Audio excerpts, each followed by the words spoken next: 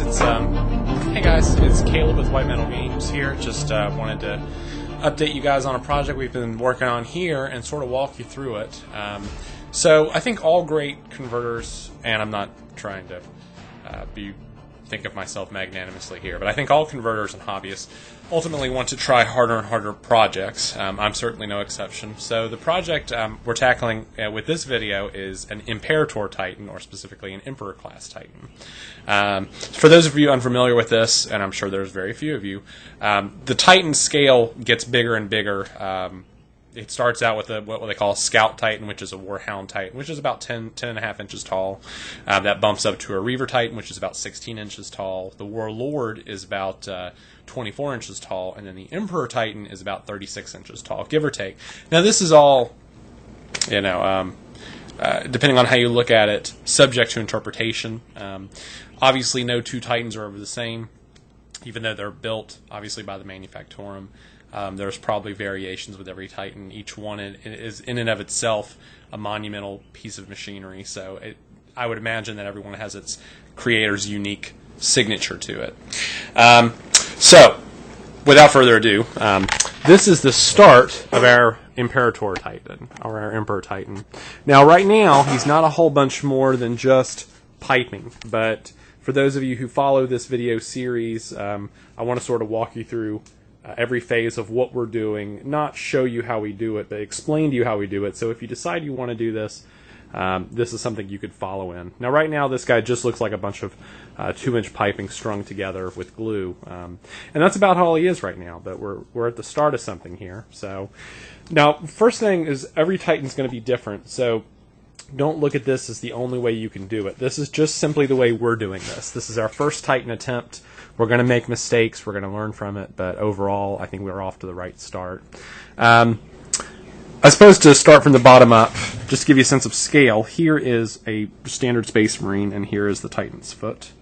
And we go up the body. So the body is composed out of 2-inch pipe. This is PVC pipe you can get from any standard store like Home Depot or Lowe's. These connectors, we have a variety of connectors here, which are also 2-inch pipe. We have got some 3-inch pipe as well, just for the purpose of some of the weapons and some of the larger sections of the model. But we'll get to that here in a minute. But we decided to compose most of the model out of 2-inch pipe. It is mounted to a 1/4-inch plywood base. We cut this out in a rough shape. Give or take, the base is probably about 3 feet wide, 3 feet wide and about 2 feet deep. It's obviously got quite a bit of different paint and stuff on it. For a long time we used this plywood for a variety of projects, and we just recently decided to use it as a Titan base.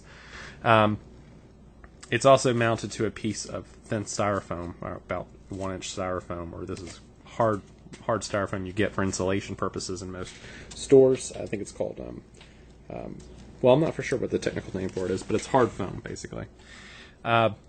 Anyway, so the piping is probably the most expensive model we've paid for thus far. A 10-foot length or 8-foot length of 2-inch piping will run you about $10 to $15. The same for the 3-inch piping. So that's about $30 worth of value right there. Of course, we used some smaller piping. That's 1-inch piping there for some of the guns, which we'll show you some details on in a second.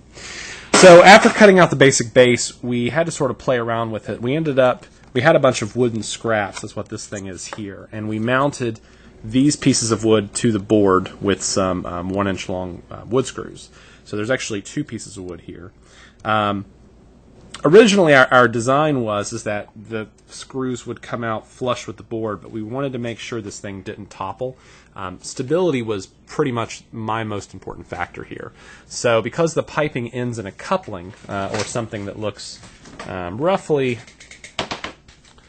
like this, it would not adhere to the wooden base very well, so we had to come up with a way to sort of get it to stay on there. We knew we could screw it to the wood, but we wanted to make sure that the screws were strong, so we decided to go as far into the wood as we could and drill all the way through, which meant there were screws poking out of the bottom of this. So to compensate for that, we mounted it to a piece of styrofoam. Now, this isn't going to be the final styrofoam. We're either going to cut off the screws on the underside of here, sand them down, or get a nice new piece of styrofoam and mount it to that. But for the time being, this served the purpose of getting it up off the table. It also served the purpose of making the base a lot thicker, and I think this will give it some cushion so that when it gets moved around and jostled about, it won't shake quite as bad.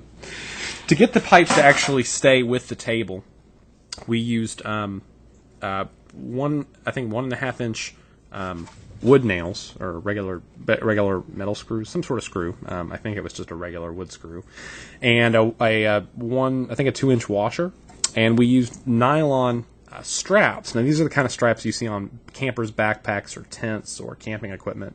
You can get these from Walmart's in a pack for usually about $5 or $6 for several long straps, more than you need. You only need one package because we don't actually use the buckles for the tightening. We're just using the nylon strap, which is both strong and durable and has some flexibility. So what we did was we started by mounting it to the pipe in 4 places, roughly the same place at clockwise positions at 3, 6, 12, and 9. Mounting the nylon strap beneath it and screwing that into place using the washer to make sure that it didn't come through.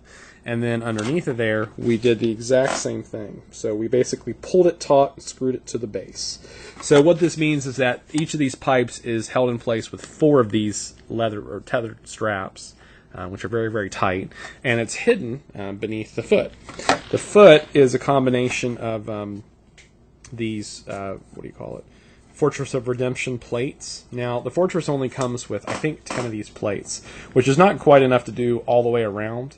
The reason I have extras is because a lot of bits vendors were cutting these apart and selling them for bits a while ago. So I bought some extras knowing I was going to tackle this.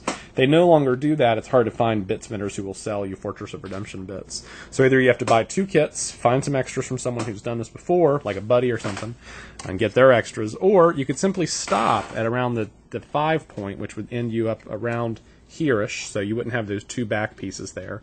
I think that would work okay, actually, because then you could just smooth that down with something.